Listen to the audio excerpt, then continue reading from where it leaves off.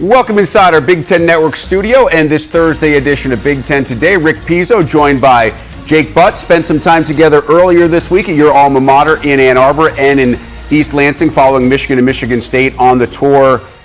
Listen, I love this time of the year because college football is just about to start. People can complain that golf season is over and all the relaxation and vacation is done. I'm guilty of a little bit of that myself. But we really start to anticipate. Now you can kind of smell that opening Thursday night in the Big Ten. Absolutely, and that hints on something. It's a great time of year, but this day in specific. Do you know why today's a good day, Rick?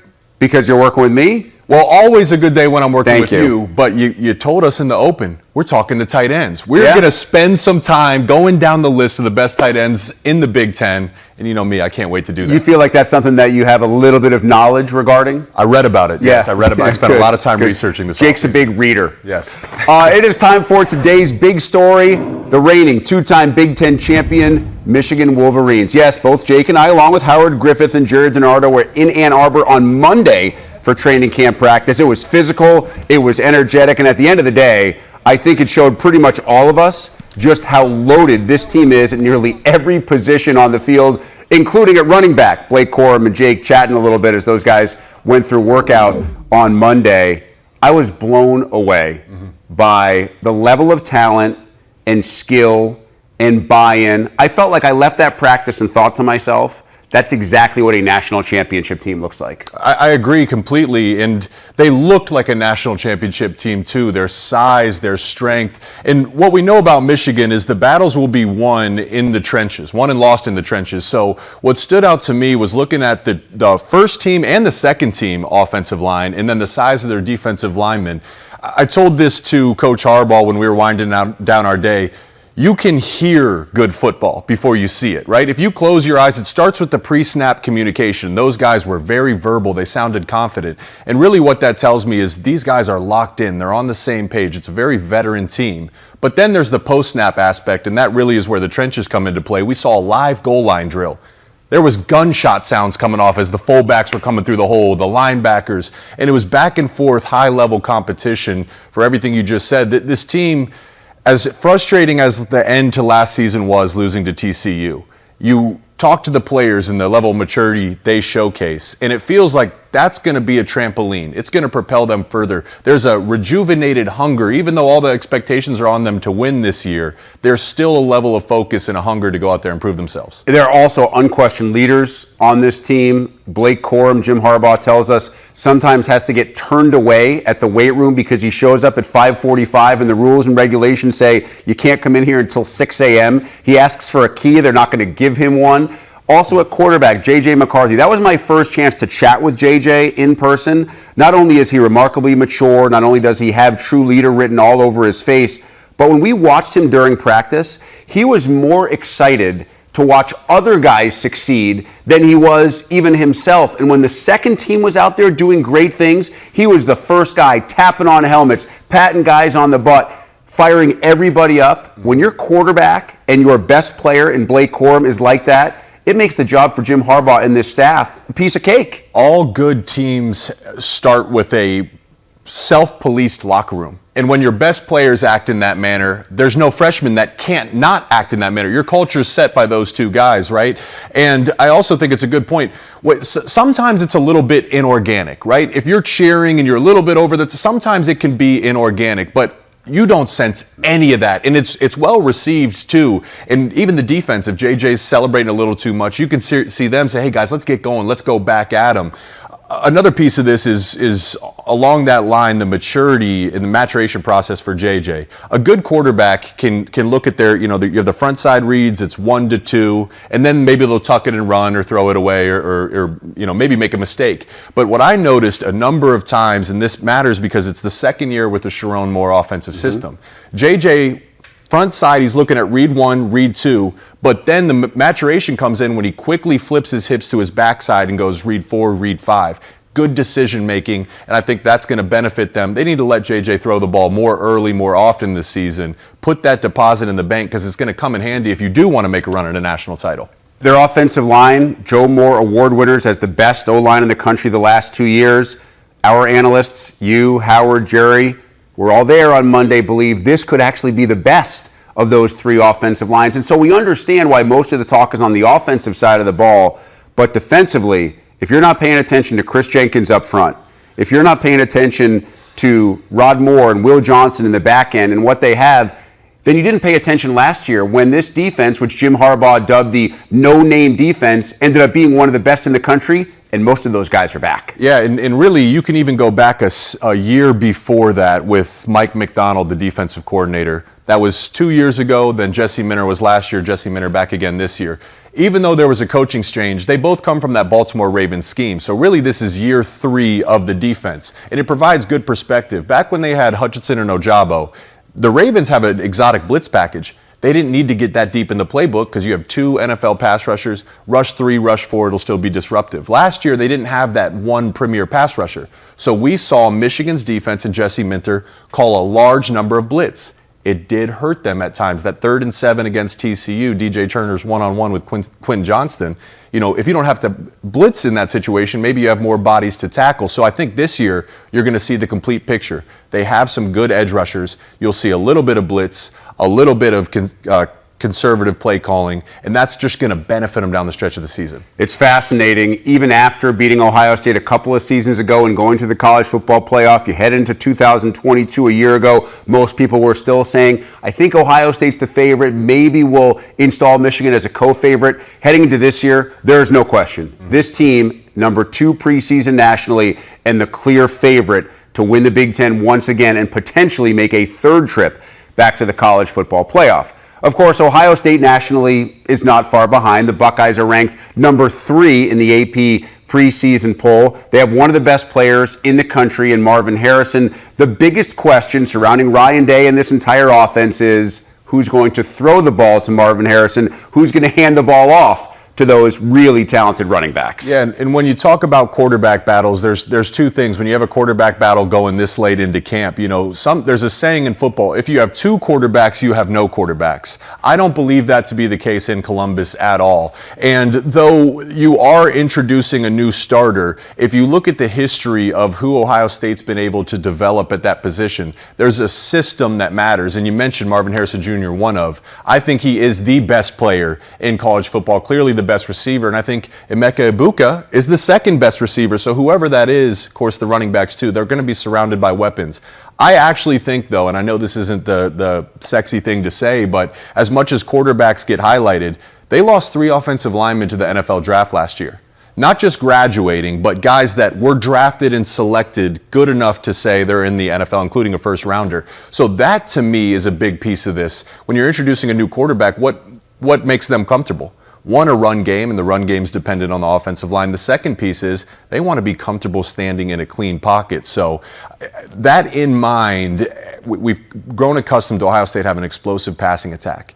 I would not be shocked if they lean more on the running game earlier in the season. Remember the Notre Dame game last year when Jackson Smith and Jigba went down? They went to the run game and imposed their physical will against Notre Dame to win that game.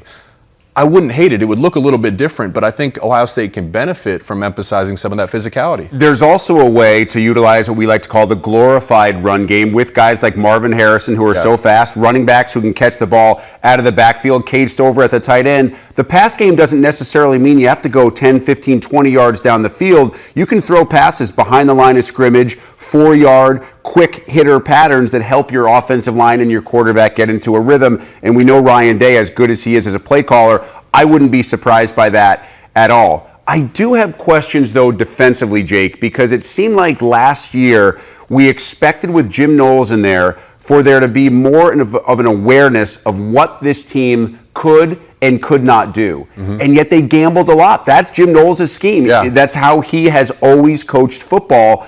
And defensively, sometimes that has come back to bite Ohio State over the last couple of years. To me, that's the biggest issue. You can score 35, 40 points a game, but if you're giving up 4 30-plus yard plays and massive touchdowns each and every game, we've seen way too much of that the last couple of years. it becomes hard to beat really good teams. Yeah, it's funny how we talk about it, because when you look at Ohio State, there was a number of metrics where they were top 25 and even top 10 in the country, right? And for the majority of the season, they played excellent defense outside of really maybe 3 or 4 quarters in the second half of the Georgia game, the second half of the Michigan game.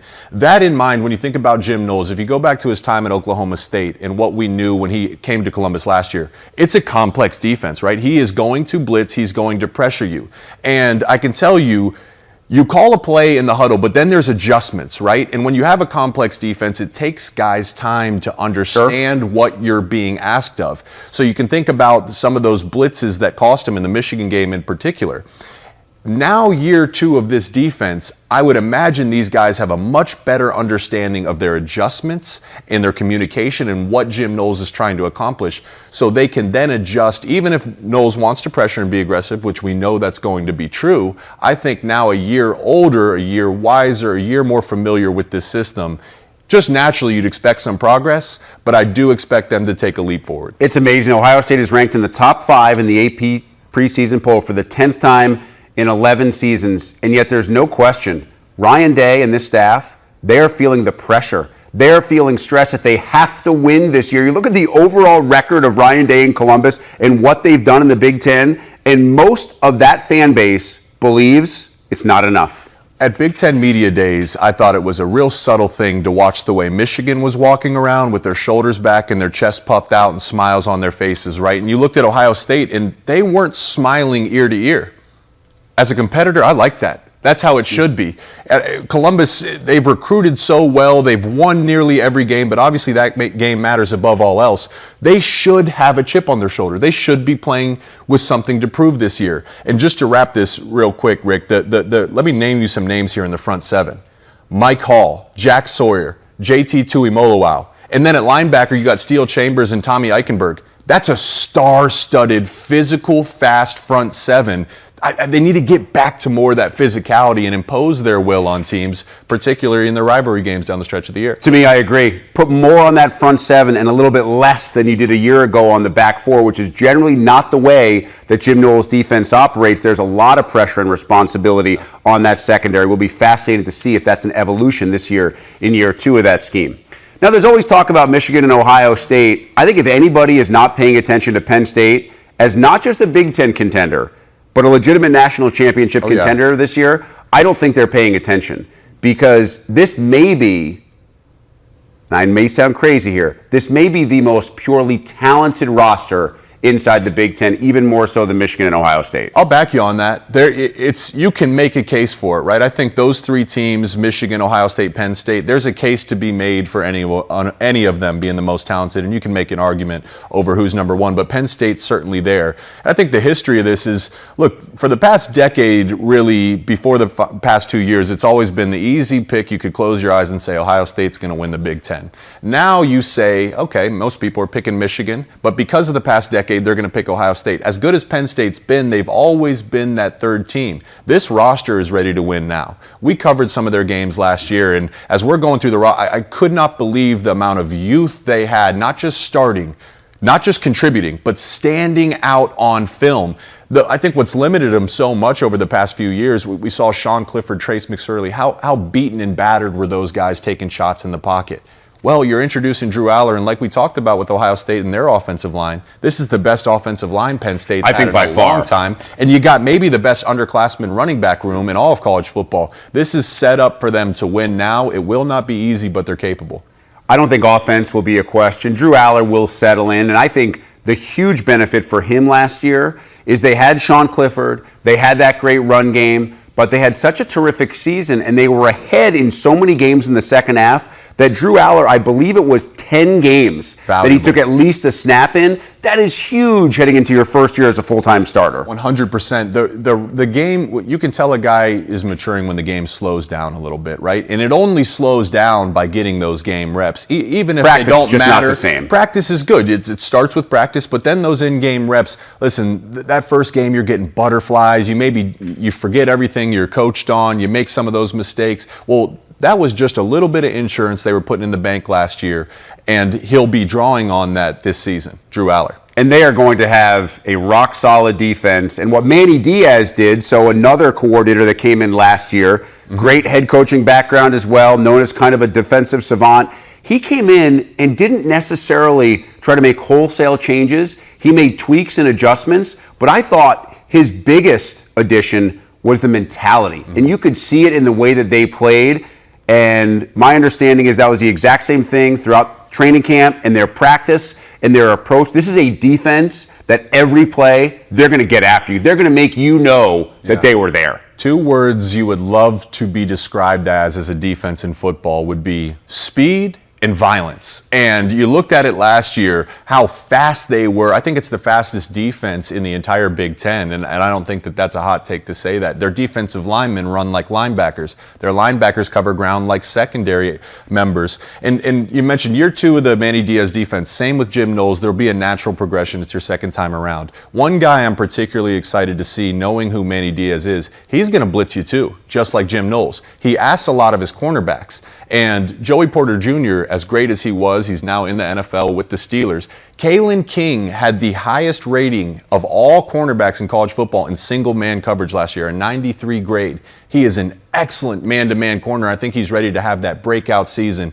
He gets some national recognition, but I think he'll get even further more this fall. And that's huge for a defensive coordinator. Maybe not against a guy like Marvin Harrison, but against just about anybody else in the country. You feel comfortable saying, hey, you go out on the island, and we'll play man-on-man the rest of the way. Kalen King, in a podcast recently, he's excited for that. He wants it, right? I can't wait to see it. You got to have that mentality. I can't wait to see it, yeah. DBs have to have that mentality and the shortest memory of everybody else on the field.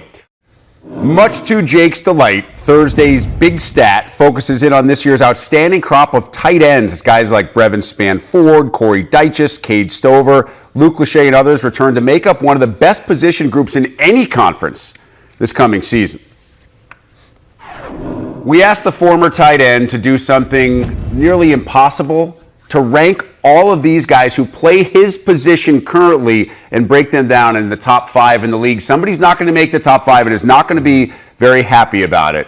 But let's give it a shot, starting at number 5. So just to get ahead of this, all right, because I know there's going to be some fan bases that'll be on. I was trying to help you out. Let me hear it, because this list is subject to change. I look forward to be proven wrong on some of these, but I feel good about this. So if we start with number 5, a dude that's been extremely overlooked among football circles this year. I've seen a number of tight end lists. Forget about this guy, Eric All. Tight end now at Iowa. Remember, he missed all last season at Michigan, most of it with an injury. But the year before, he was honorable mention All Big Ten.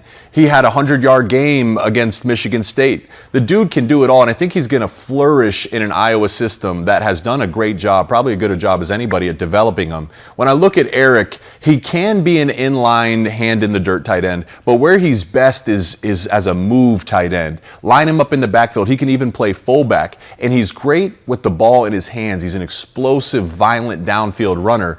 Again, we know that the tight end group is going to get a number of targets at Iowa. For those that are overlooking Eric All, you will be reminded of who he is this fall. Every time you see a really good Iowa tight end leave, like a Sam Laporta or a TJ Hawkinson or a Noah Febvre, I could go on and on and on. A new guy steps in. Eric All may be one of those guys, but foreshadowing, we're not done with Iowa tight ends inside the top 5. But at number 4, you go to Columbus. Yeah. And Cade Stover was so disappointed last year. We talked to him at media days. He said it was maybe one of the worst days of his life when he had to leave the national semifinal against Georgia early with a back injury, and really said that was a huge part of the reason why he decided to come back this year, because he felt like there is so much unfinished business left for a guy who projects really well at the next level. Yeah, absolutely. And just an awesome guy for that reason, too. I mean, I know he's a farm boy. Like he said he wants a John Deere sponsorship. Yeah. That kind of highlights who he is as a tight end, because we start with what's asked. I played with Jeff Hireman and Nick Vanette. I played with some Buckeye tight ends in the NFL, and they don't come out of college necessarily with the explosive production of others. Rightfully so, because you play alongside the great receiver groups.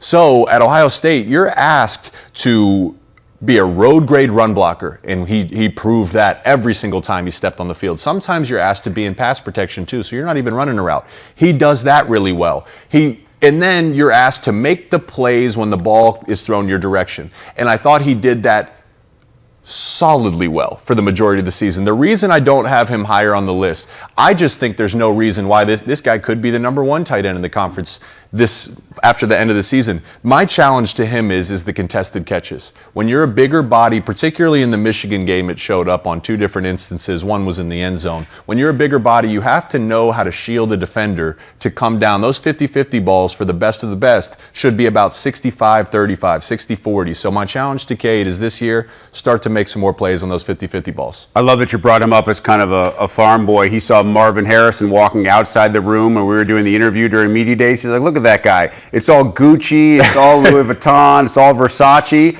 He's like, all I want, man, is a pair of jeans and cowboy boots, and I'm a happy guy.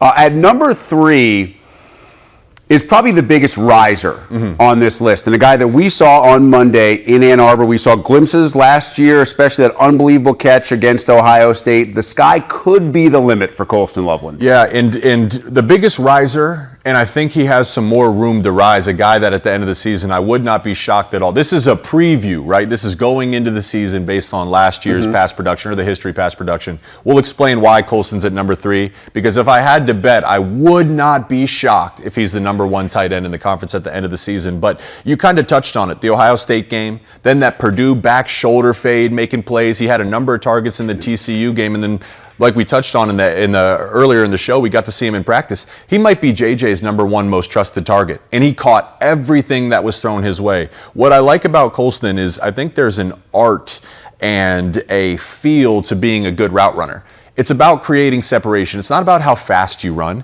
It's about how you can accelerate to 10 yards, you can decelerate, and then break off a defender and use your body during those contested catches.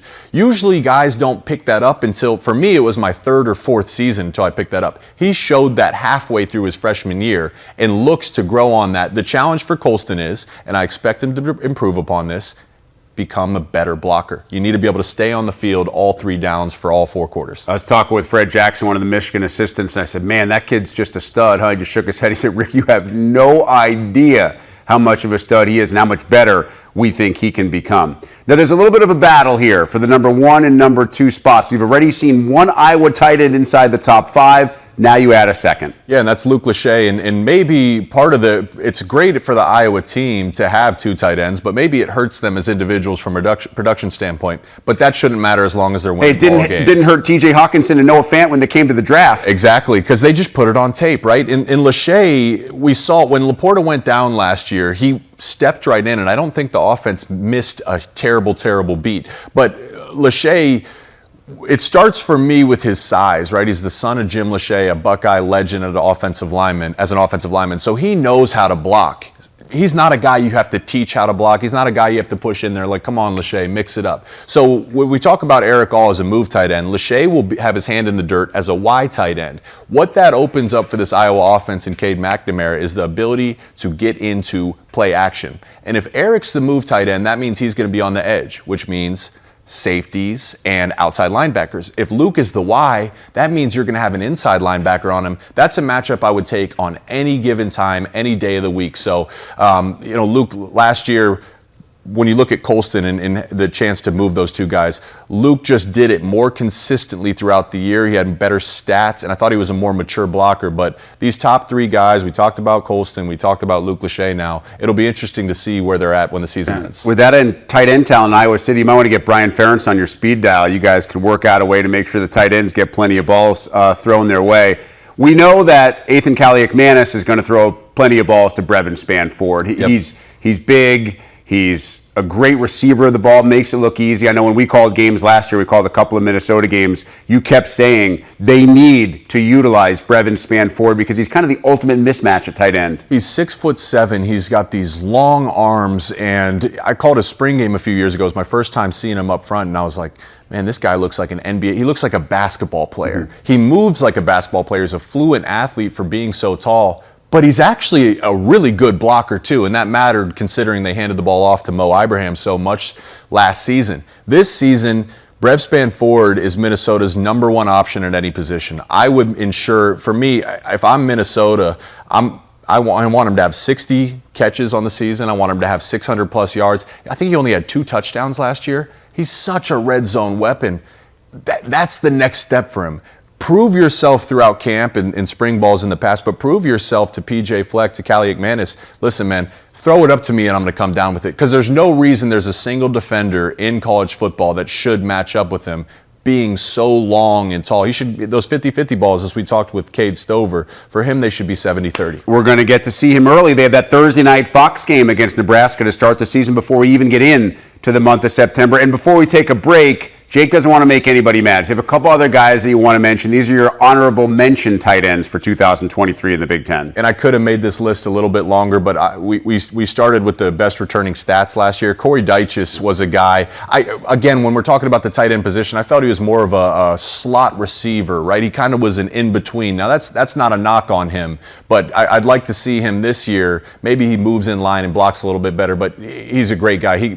Prove me wrong, Corey. I'm looking forward to it. Garrett Miller, a guy that was injured last year. I know Purdue's really excited about him. He could splash onto the scene. And then Theo Johnson. Really, Penn State has done a good job developing tight ends as well. So he's a sleeper pick. Probably not getting the recognition he deserves that could sneak into this list. Every time you talk to James Franklin about his team and you mention Singleton and Allen and Aller and all these offensive guys, he says, don't forget about Theo Johnson and the rest of these tight ends, because they plan to use their tight end room a lot this coming season.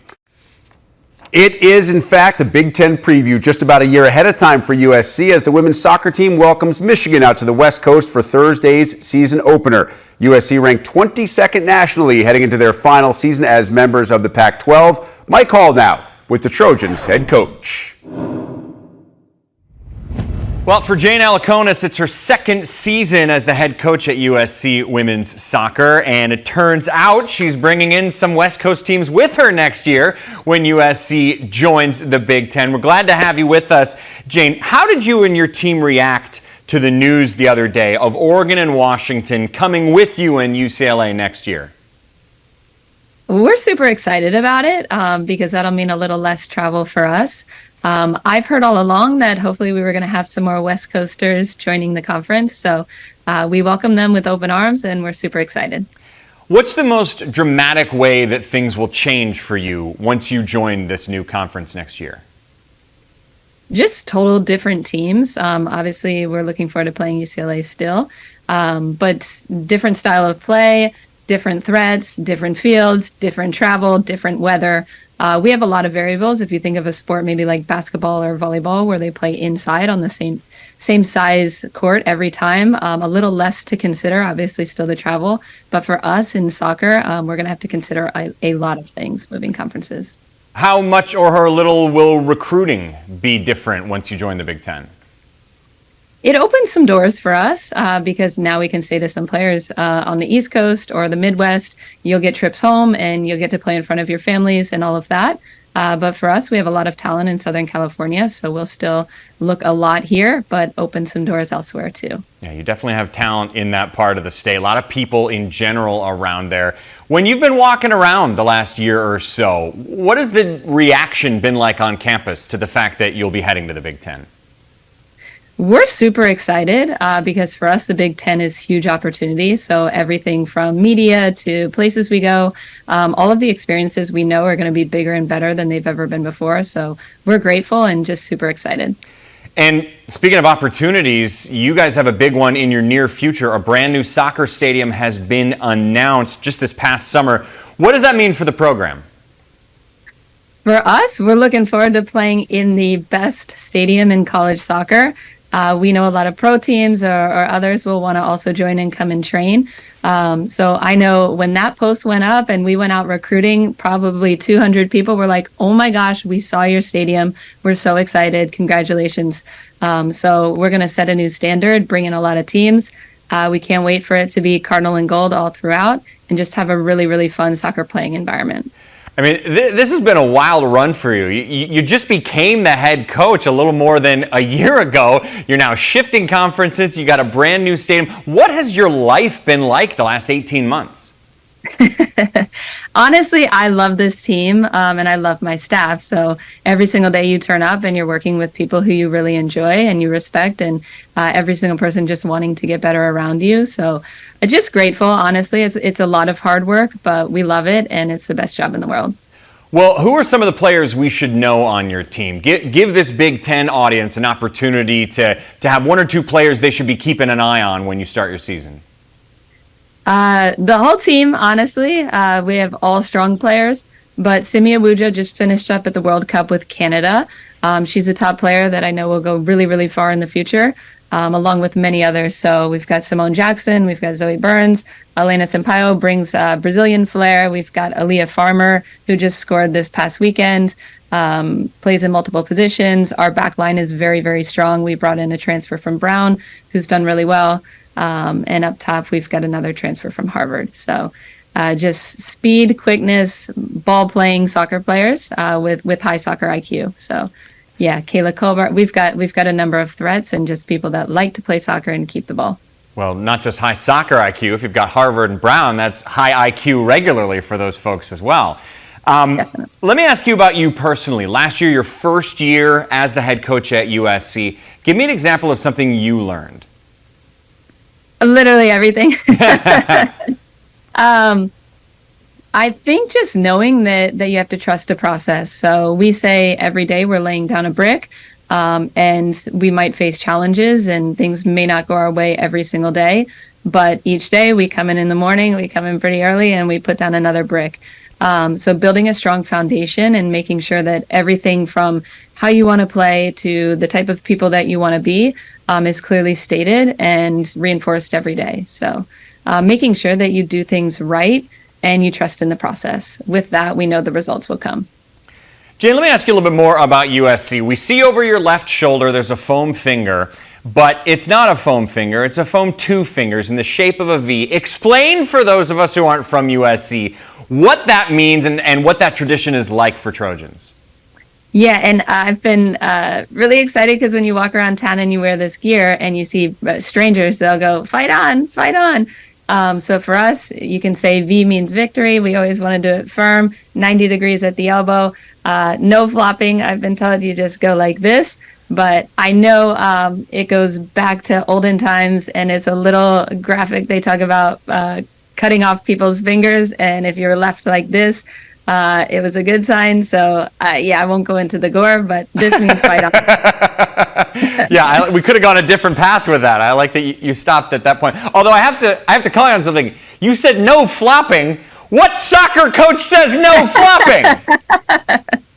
Well, if you're in the box and you need to, you can. But in this, we don't.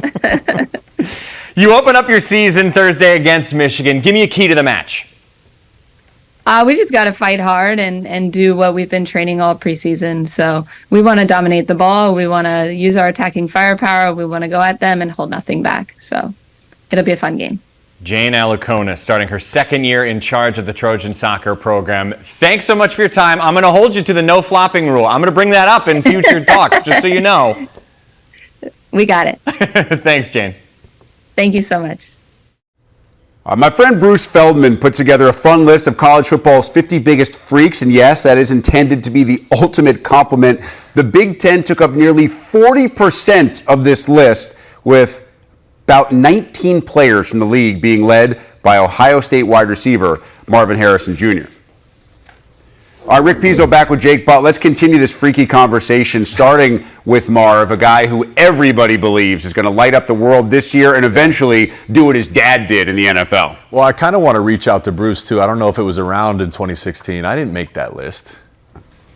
Maybe we could do a media freaks list. I have no comments. Yeah. No reply. It is the ultimate compliment to be called a freak. And, of course, Marvin Harrison Jr., if you're the best player in college football like I say he is, well, yeah, it goes hand in hand that you're a freak. I heard a quote the other day where he expects to run high 4.3s at the combine next year, like a 4.38 would be his goal. He does that. I mean, he's 6'3". He's a really tall, rangy receiver. Now, sometimes these taller guys, they struggle dropping their weight, which allows them to change direction and create separation. He runs routes like he's 5'11", $180, right? He's just got that freakiness, and it makes sense why he's number 2 on the list. I still believe if he doesn't get knocked out of the game against Georgia last year, I believe Ohio State wins that national semifinal. I agree. You're not alone. All right. So Ohio State did have a couple of other players on the list, but Penn State had six guys on Bruce Feldman's top 50 freaks in all of college football. Top 100, I should say. We showed you 19 of the top 50. That's 6, and he has never had more than 6 guys on that list. And here's the crazy thing, Jake.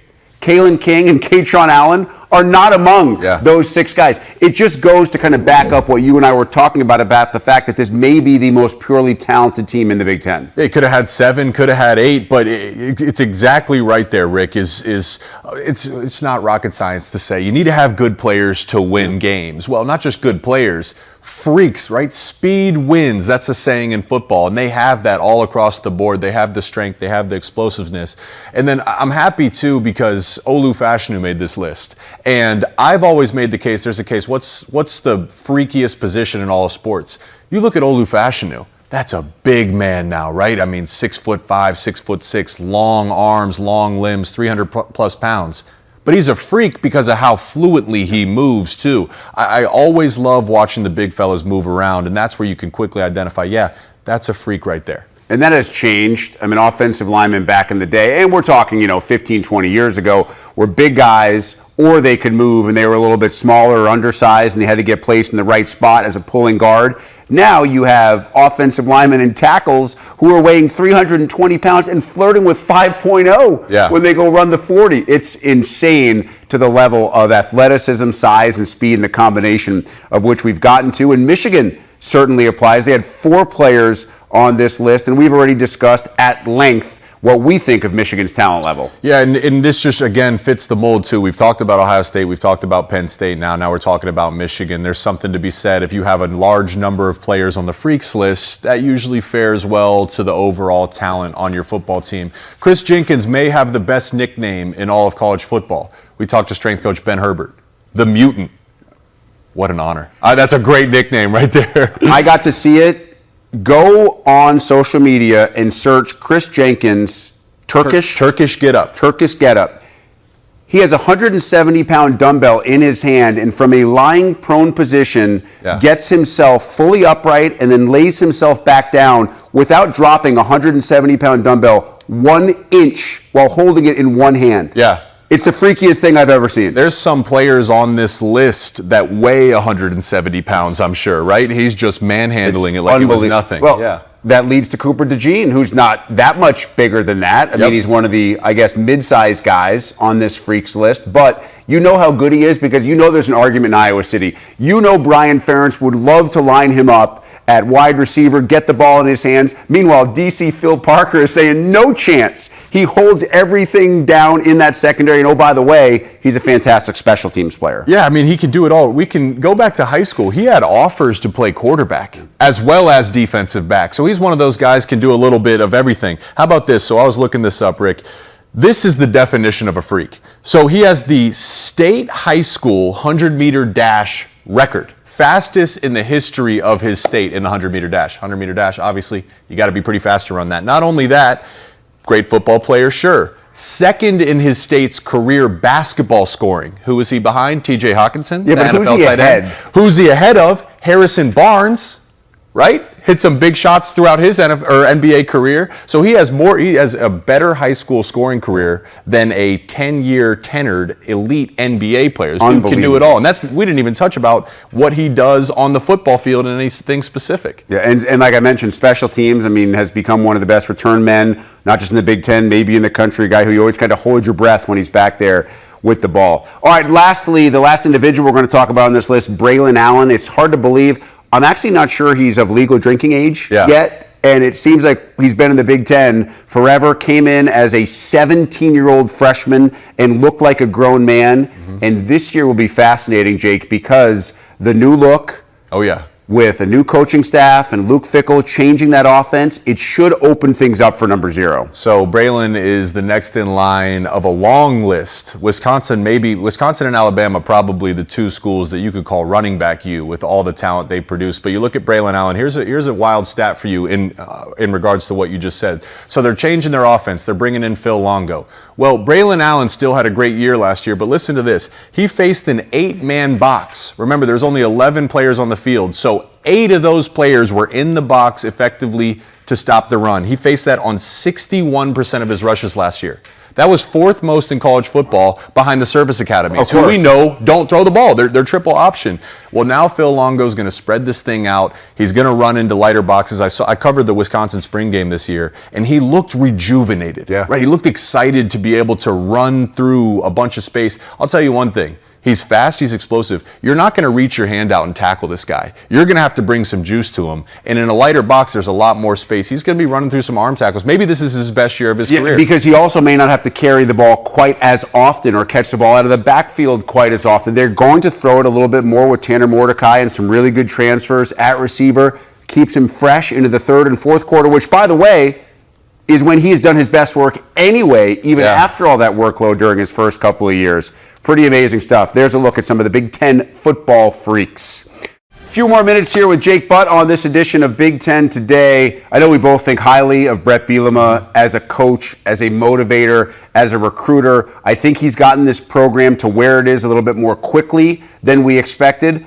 But there's plenty of turnover this year. They had a lot of senior leadership and fifth-year guys on that team a year ago. They'll have to find a way to replace both production and leadership in 2023. Yeah, and then it's in the NFL preseason right now, so we get to see, Sidney Brown is a perfect example. Go look up his preseason highlight tapes on the internet. This guy was shining against NFL talent. You're replacing that, right? So you can start to see, obviously, Witherspoon, top 5 pick. They lost Chase Brown as well. So that being said, I'm really excited to hear what the crew has to say being in Illinois, because the fan favorite picks, the media picks were coming out of the West were Iowa, Wisconsin, and then Minnesota came in at number 3.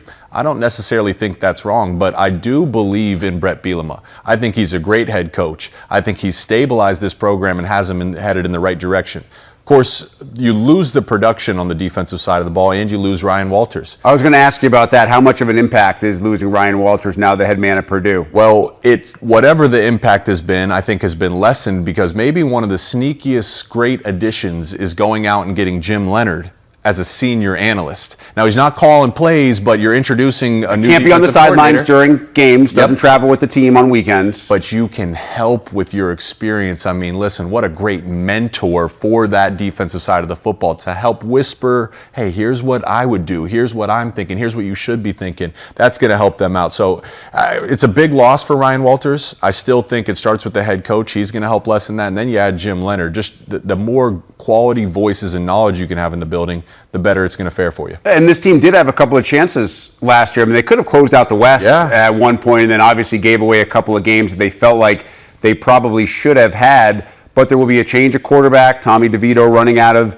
his eligibility. There is some change offensively. Obviously, you mentioned some of the defensive stuff. And then you look at the stats. They return more all Big Ten performers from last year's roster than any other team in the Big Ten West. And you bring up a great point.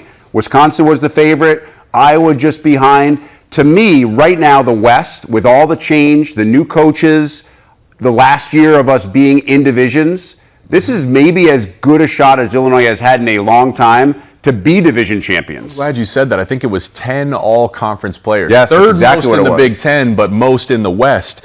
And Tommy DeVito was a sneaky good quarterback. I don't think he got the credit he deserved last year. But as we've talked about throughout the show, the system matters. Barry Lunny Jr., you can go back to his time even before Illinois. He has done a great job of developing offenses. It's a simple, simplified RPO scheme that allows all your players to win. He's not going to make it complicated. Where's the weak point of the defense? Where are the numbers? We're going to attack that. That just gives you the best chance possible. So, of course, it hurts to lose DeVito and Chase Brown. I still think the system is going to help them stabilize. I expect that maybe not as great of a year last year, but maybe in some ways they improve. And obviously losing Chase Brown, that hurts. Maybe they take a step back there. I don't think it's going to be a bad season for them.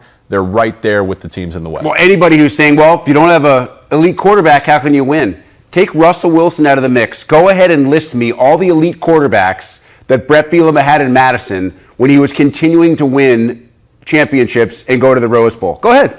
List them up. There's the list. There's the list. Right? Scott Tolzien was a very good quarterback, had a nice career in the NFL. Joel Stave won a lot of games. People would never say they were elite quarterbacks. What makes a good quarterback? A good defense, a good offensive line and run game. That's That's what makes Brett a good Bielema. quarterback. You win football games. You win more than you lose, you're a pretty good quarterback. All right, that'll wrap up this edition of Big Ten Today. For Jake Butt, I'm Rick Pizzo. Don't forget, more on the Illini coming your way. Our training camp show from Champaign. 9 Eastern, 8 Central. Hope to see you then.